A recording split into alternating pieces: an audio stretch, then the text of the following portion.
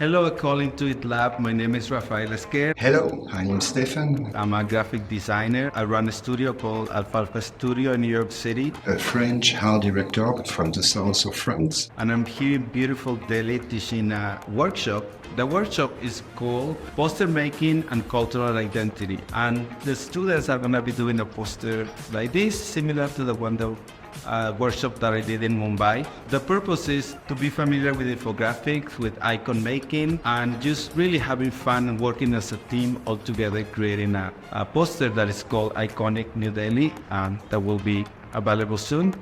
I'm here for 2 weeks in India, the first week in New Delhi and the second in Mumbai for an international workshop based on motion design. I had the pleasure of having 16 students from different levels.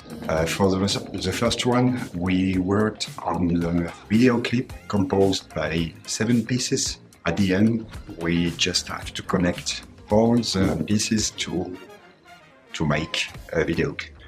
It's very interesting to observe just a new way, new stuff, new process. Do you have any advice for the young designers? Yeah, well, very hard in artistic direction because I thought that artistic direction is one of the foundation of the graphic design in motion, in photography, in layout, in editorial.